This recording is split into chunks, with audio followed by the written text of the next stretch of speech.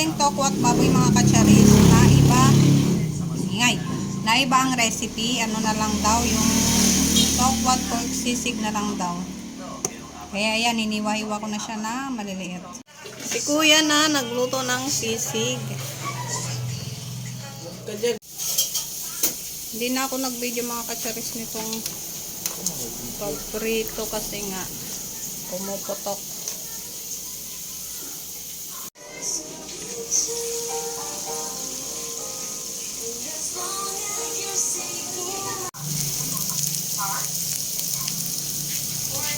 Ano yun na yun?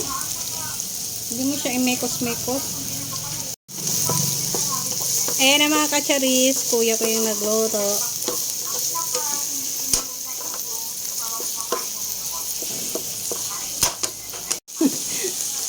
Ang sama mo talaga kuya. Binibidyoan nga eh, bakit nilagay mo agad? Habang nga nilagay na yung ang tawag dyan? Pork. Para nga malaman nila na ikaw yung nagluluto.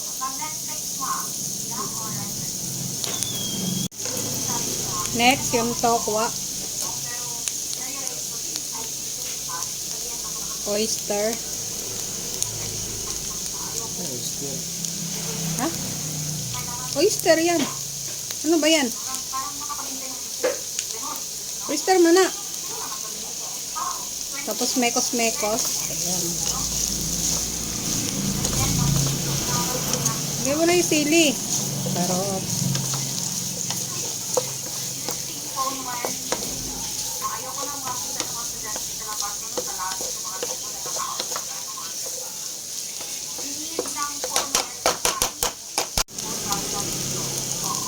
Paminta. Damihan mo. Sabi mo yung maitim mas masarap. Dokla, wag ganyan. Wag baka maano. Masira ang imong recipe. Halo-halo. Sisig ni Alachong.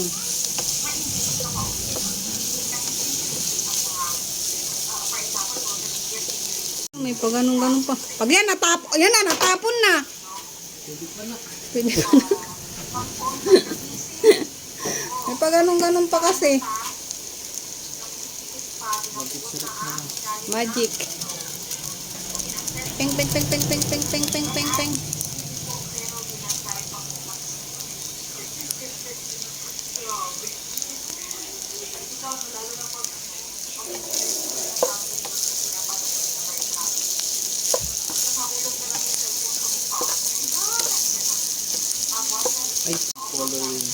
Konting toyo daw, pampakulay ng buhay.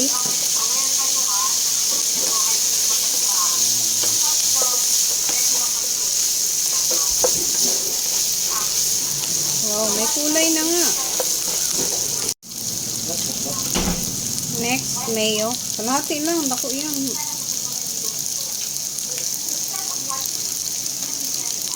Try mo kung kalahati o lahat.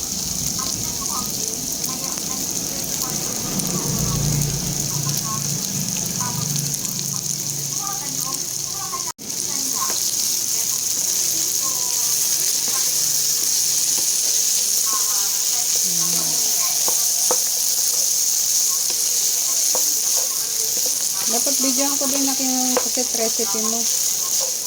Hindi ako pusit sa Sabado ha. Pusit na naman. Next Saturday, hindi ngayon. Sabado ngayon. Pusit ko mga bata. Susunod nga. Hindi naman ngayon. Bebedyohan ko lang. Sobrang sarap ng kanyang pusit recipe. Saan mo natutunan magluto? Wow.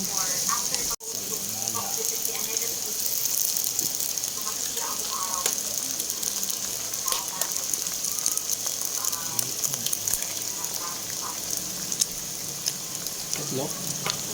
Ikaw nagluluto eh.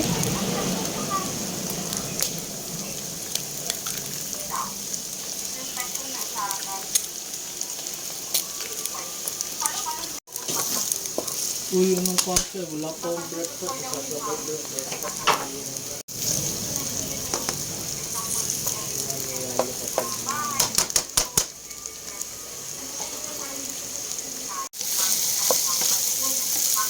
Yung sili. Lagay mo na yung sili.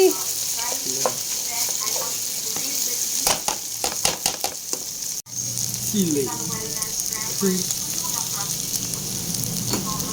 Ano yan? Yan na yan. Haluin mo na.